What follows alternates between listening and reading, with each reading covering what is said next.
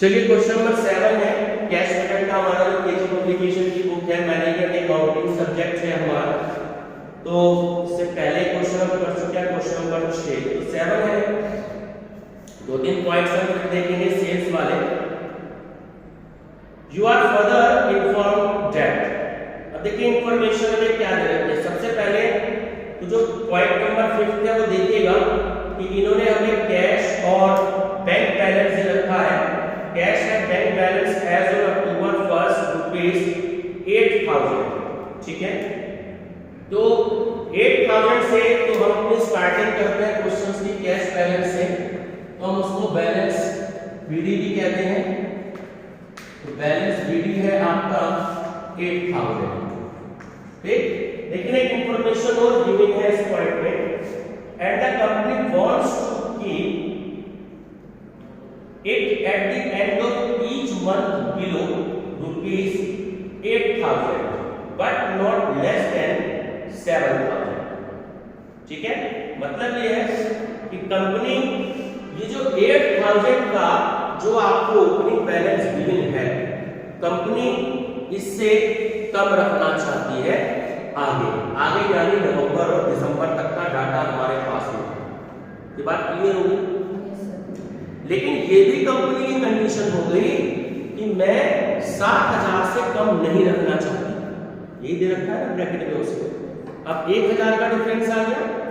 अब इसको ये एडजस्टमेंट की है कि इंफॉर्मेशन आपको दी axis cash being put in fixed deposit in multiples of 1,000, है ना। तो इसको हमें 1,000 के मल्टीपल्स में डिस्ट्रीब्यूट कर देते हैं। ये भी मैं आपको बाद में बताऊंगा कि कैसे होगा, ठीक है। चलिए आगे हम अपनी रिसीट्स, इधर हमारा हो गया रिसीट्स और इधर हो गई हमारी पेमेंट्स। तो देखते हैं क्या क्या है हमारे पास। तो first point 10% of the purchases, तो परचेजेस को तो छोड़ दो, and 20% of the sales are for cash.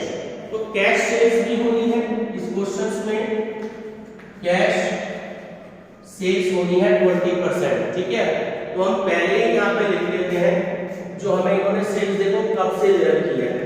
Sales रखी है हमें जुलाई से, ठीक है। तो हम यहाँ पे मेंशन कर लेते हैं जुलाई, अगस्त, सितंबर, अक्टूबर, नवंबर और दिसंबर। क्या दे रखी है? सेल्स। बोले तरुण जी कितनी है? 40,000, ठीक है। 40,000, ठीक है। 35,000, दोबारा भी 40, 35, 35, 45,000, 45, 42, 42 और 40। तो सबसे पहले हमने वर्किंग नोट में सेल्स लिख दी। उसने बोला कि 20% सेल्स जो होती है वो हमारे पास कैश होती है, ठीक है। तो यानी कि अक्टूबर और नवंबर और दिसंबर की आपको ये सेल्स देखनी है कि कितनी है। इसका 20% हम देखते हैं तो 45 का 9,000, उसके बाद 42 का 20% 8,400 और 40 का 4 2 जा 8, कितनी आ गई? 8,000। यहाँ तक की बात बताए, ठीक है। ये 20% कैश सेल्स थी। अब हम बात करेंगे कलेक्शन फ्रॉम डेटर्स की। अब आगे की हम शर्त पढ़ते हैं कि क्या गिवन है। तो आगे की कंडीशन है हमारे पास the average collection period of company is 1/2 month and the अच्छा वो तो क्रेडिट परचेज की बात आ गई है। तो हमारे पास अभी आगे इंफॉर्मेशन है the average collection period of company is 1/2 month, यानी वही 15 दिन की सेल्स मैंने पहले भी बताई है आधी करके, ठीक। तो सेम वही देखिए। अब बिल्कुल स्टार्टिंग यहीं से जहां से हमें क्वेश्चन दिया है यहीं से लेके चलते हैं। तो यहां अंडरलाइन कर लीजिएगा। देखो इसका आधा कितना हो गया? 22,500, बेटा इसका आधा हो गया 20,000, ठीक। फिर इसका आधा हो गया 20,000, ठीक है। इसका आधा हो गया 17,500, इसका आधा कितना हो गया 22,000। एक सेकंड गड़बड़ होगी ना, यही क्वेश्चन में गड़बड़ होती है, यहीं पे ध्यान देना है। अब एक चीज ध्यान से देखो, जब अपने इसका 20% ले लिया तो 20% माइनस भी तो होगा। अब 45 में से 9 माइनस हुए तो यहाँ पे सेल्स कितनी रह गई 36,000, ठीक है, क्रेडिट वाली। अब 42 में से 8,400 को माइनस कर दो, बताओ क्या वैल्यू आई 33,600, ठीक है। और इधर आ गए हमारे 40 में से 8,000 गए 32,000, ये वाली बात क्लियर होगी। अब ऐसे इधर देख लो, 40 में से हमारे 8,000 गए 32,000, इधर भी 32,000, और इधर माइनस कर दो 35 का 35 दूनी 70 7,000, तो 35,000 में से 7,000 चले गए तो ये हमारे कितने आ गए 28,000। तो ये बहुत जरूरी है, क्योंकि जब हम कैश ले चुके हैं तो बैलेंस हमें निकालना बहुत जरूरी है क्रेडिट का। अब आपका जो बचा हुआ है ना, तब आपका हाफ चलेगा। अब देखो, आधा तो इसका 16,000 और आधा इसका 16,000, ये वाली बात क्लियर होगी। पहले सबका हाफ कर लीजिए, 14,000, 18,000, इसका आधा बता दो 33,600 का 16,800, और इसका आधा हो गया, ठीक है। सिंपली ये तरीका हो गया। अब वो 15 दिन की बात कर रहा है, यानी कि 1/2 मंथ की। चलिए अब इसको ऐड कर लेंगे। इसका हो गया कितना 32, अब 16 और 16 कितना हो गए 30, अब 14,000 और 18,000 कितना हो गया 32,000, ठीक है।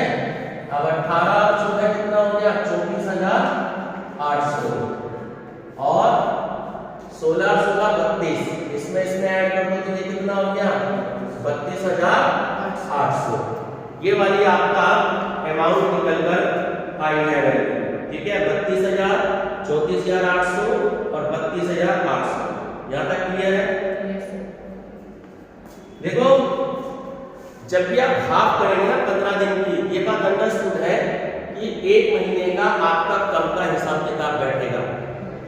6 महीने दिए थे तो अब देखो कितने महीने बैठ गए 1 2 3 4 5, ठीक है। 8 महीने देगा तो 7 महीने बैठेंगे, क्योंकि आपने 15-15 दिन का हाफ करना है। ये बात क्लियर हो गई। एग्जाम में कंफ्यूज मत हो जाना कि मंथ तो 6 दे रखे हैं बट ये निकल के हमारी 5 की वैल्यू आ रही है, ठीक है। तो अब 32, 34,800 और 32,800, ये ध्यान रखिए। 32,000, उसके बाद 34,800 और 32,800। और आपको क्वेश्चन में रिसीप्ट में और कुछ भी गिविंग नहीं है। चलो तो हम इसका टोटल करके चलते हैं। इसका टोटल कर दो 49,000, ठीक है। ये 49,000 जो आपकी वैल्यू आ गई, क्या कहेंगे इसे कैश अवेलेबल। ये आपके पास हो गया कैश अवेलेबल, यहां तक क्लियर हो गया। अब हम बात करते हैं जो फर्स्ट पॉइंट में इन्होंने परचेजेस की बात करी है, ठीक। तो इसी तरीके से जैसे आपने यहां सेल्स लिखा था, ऐसे ही आप यहां परचेजेस की वैल्यू लिख लेंगे, ठीक। चलिए बोलिए दीदी, परचेजेस की वैल्यू कितनी कितनी है 20,000, ठीक है। 20,000, 20,000, 21,000, 21,000, 25,000, ठीक है। 22,000, 22,000, 18,000, 18,000, ठीक। अब परचेज में देखो उसने क्या इंफॉर्मेशन दी है फर्स्ट पॉइंट में 10% ऑफ द परचेजेस, है ना, और आगे लिखा है फॉर कैश। ठीक, तो यहां पर ध्यान से देखो, इसका इसका और इसका क्या है 10%। यहाँ पे आप लिख दो, आपको अगर आसानी हो ना, अगर आप भूल जाते हो, उसका बेस्ट तरीका ये है, आप यहाँ लिख दो कैश परचेज और यहाँ पे साइन बना दिया करो माइनस का, उससे बच्चों को याद रहता है। अब 10% कितना हो गया 2500, 2200, ये तरीका सही रहेगा अब आपको 1100। ठीक, ये जो परचेजेस थी आपकी पेमेंट्स की, परचेजेस, तो आपने इसको यहां पे मेंशन कर दिया 2500, 2200, 1800। ये बात क्लियर हो गई? Yes sir. अब क्या करना है करोगे, जैसे आपने यहां माइनस करेगा ऐसे ही यहां भी माइनस करते जाए साथ के साथ। देखो इसके होंगे कितने 2000, यहां कितने बच गए 18000, यहां भी 2000 माइनस किए तो 18000 बैलेंस बच गए। यहां पे 2100 माइनस किए, बोलो माइनस करो 18,900। 18,900, इधर बच गए 22,500, इधर बच गए 19,800 और इधर बच गए 16,200। इस तरीके से माइनस कर लिया करो तो आपको याद रहेगा, गलती नहीं होगी। ये बात क्लियर है? चलिए अब हम आगे कंडीशन पढ़ते हैं, क्या है second point. And the credit purchase are paid off regularly 1 month, यानी कि हर एक महीने बाद दे रहे हैं। अब ये बची हुई सेल्स हो गई, अब ध्यान से देखो, सितंबर की सेल कहां चली गई अक्टूबर में, अक्टूबर की सेल कहां चली गई नवंबर में, नवंबर की सेल दिसंबर में। तो ये तो इजी है, कोई दिक्कत नहीं है। तो यहाँ पे लिख दीजिएगा कैश परचेज और इधर लिख दीजिएगा क्रेडिट परचेज।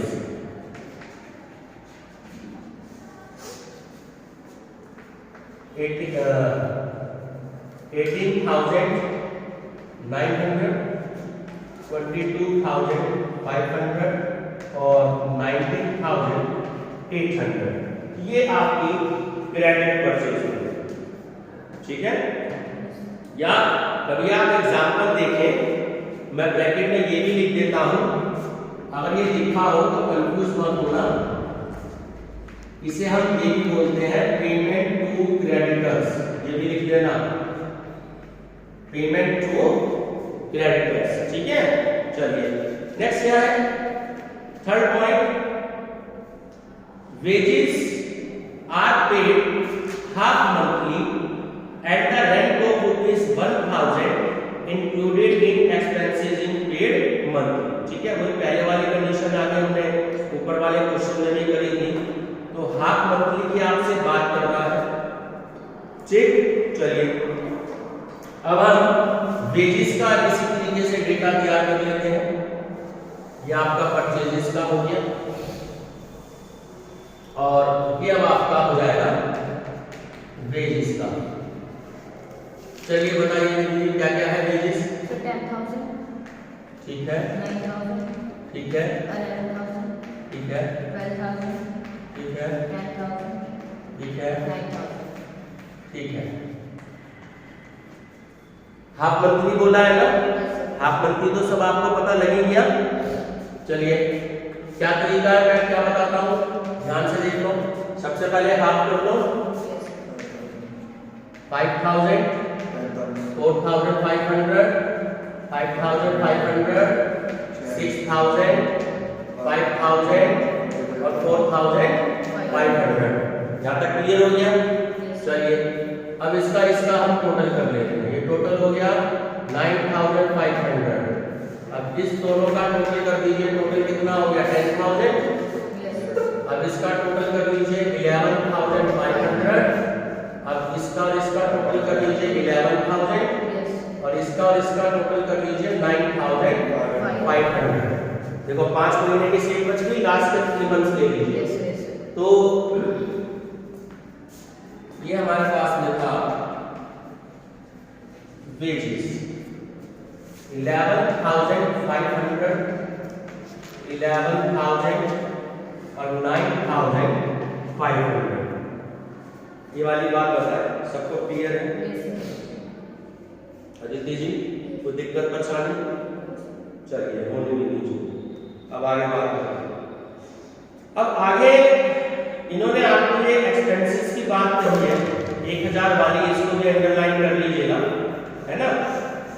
तो जो देखो अक्टूबर में जो बस पेड दे रखी है 4000, 3000 और 4000, ये दे रखा है। एक्सपेंसेस की वैल्यू क्या है? 4000, 3000 और 4000। कैसे करना है इसे? कैसे करेंगे इस सब एक्सपेंसेस को? सर ऐड करेंगे इसमें रेंट 1000 एक्सपेंसेस। तो ध्यान रखना जब उसने आपको लाइन दे दी कि 1000 इंक्लूडेड, तो इंक्लूडेड को बॉक्स में बंद कर लीजिएगा। तो जो ये आपको चीजें दे रखी हैं, जैसे अक्टूबर की आपको दे दी है 4000, ठीक है।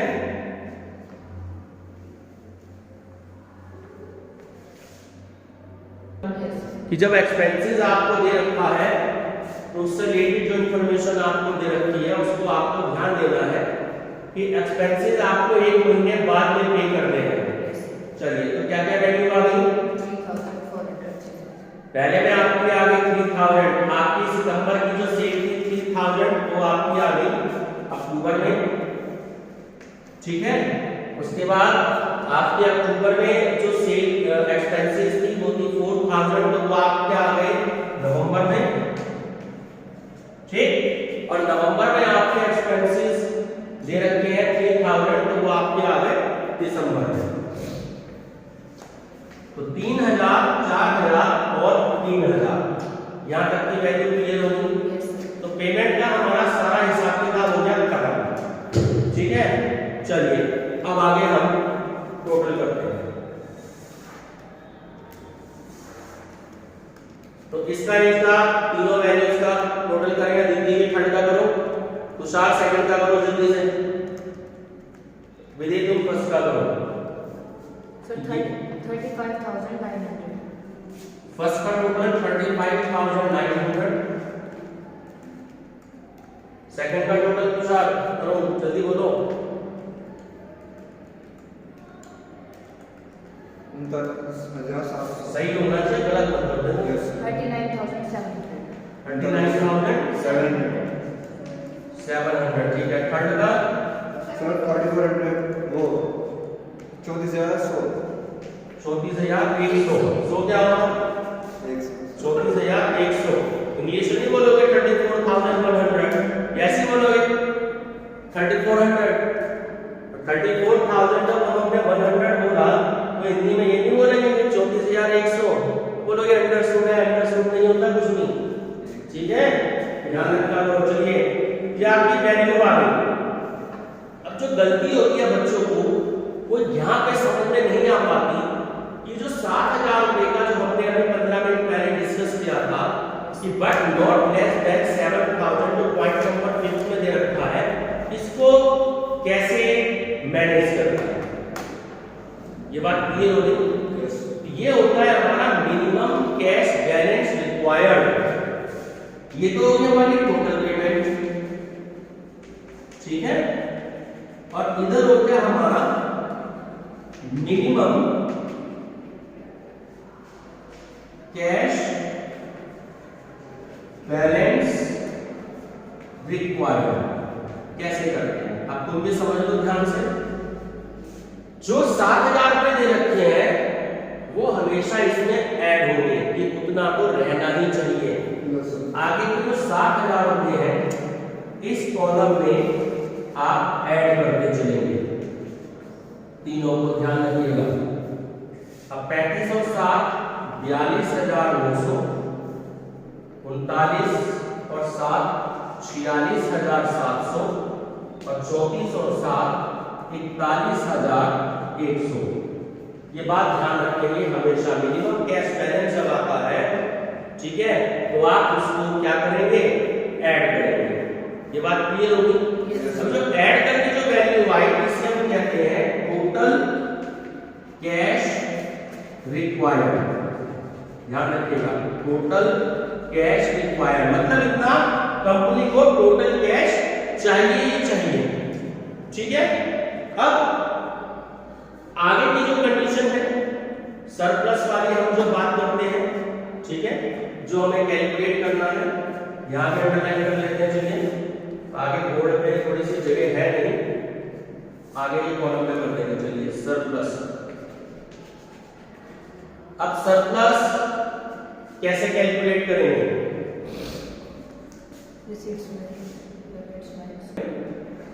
चलिए तो सरप्लस कैसे कैलकुलेट होगा, एज यूजुअल 49,000 में से 42,900 को माइनस करना है, क्या वैल्यू आएगी, 6,100।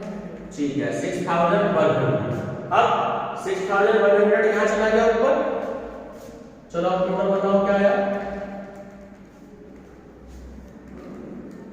मेरा 34 और 8 50,000 कुछ आ रहा हो, सर 49,300। 49,300। चलिए अब 49,300 में से 46,700 माइनस कर दीजिए, 9,600। क्या बोल रही हो, 49,300 में से 46,700, सर मेरा पेज हो रहा है So 26. ध्यान से देखो, सर 2,600। 2,600 है ना, बस अभी रुक जाओ।